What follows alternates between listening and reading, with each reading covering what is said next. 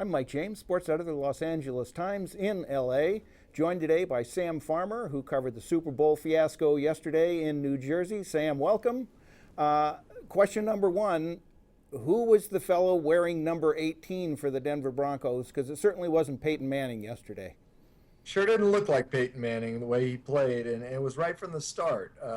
The bad snap over his shoulder led to a safety, fastest touchdown or fastest score in Super Bowl history, and Manning looked confused and frustrated and really befuddled for much of the game. It was shocking, really, when you think about this being sort of a legacy game for him, and Seattle's defense played incredibly well. So.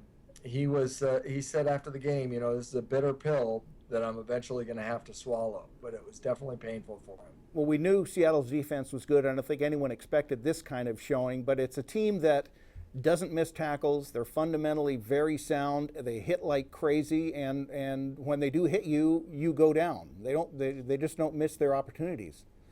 Yeah, I think it's time we look at this defense as to where it fits in the pantheon of great NFL defenses. With the '85 Bears and the 2000 Ravens.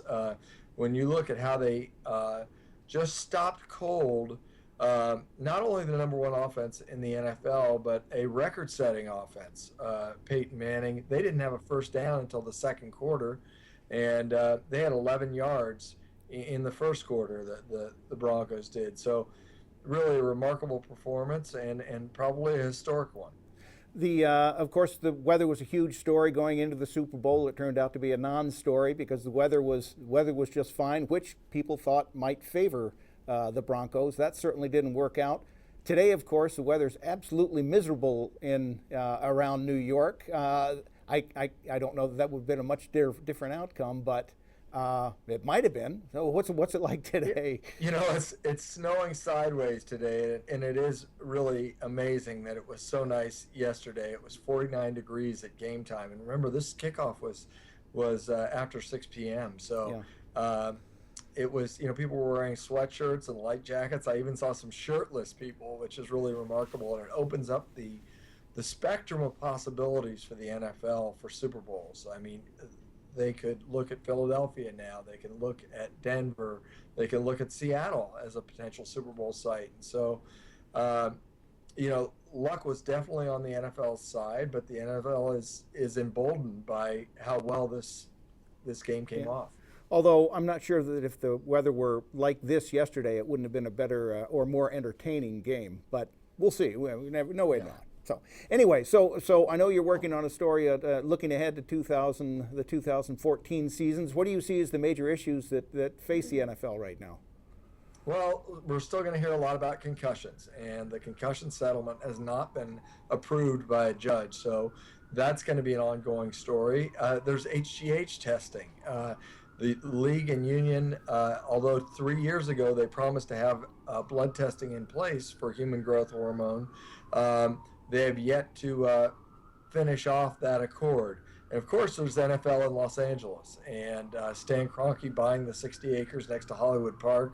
And what does that mean for the St. Louis Rams? And will that smoke out other teams such as the Chargers and Raiders who figure, well, we'd like to beat St. Louis to this market? So that's something definitely. And also you'd have to look at the Thursday night TV package. The NFL is going to sell that out. Roger Goodell wants to grow the pie and turn the NFL from a $9 billion enterprise to a $25 billion enterprise. That's what he envisions down the road. So they're going to need to make some money, and selling off the Thursday night games is one way to do that. Well, and we're going to be very interested to see whether Seattle can not only which has just won its first Super Bowl, whether it can go back to back. So that's got that real challenge to keep those players to hold the center with the money that's going to be involved, because then now our Super Bowl champions and those guys want to get paid. Right. Well, all issues we're looking forward to, and you can certainly read about Sam's look ahead to the 2014 season and more on LATimes.com and in the print edition of the LA Times.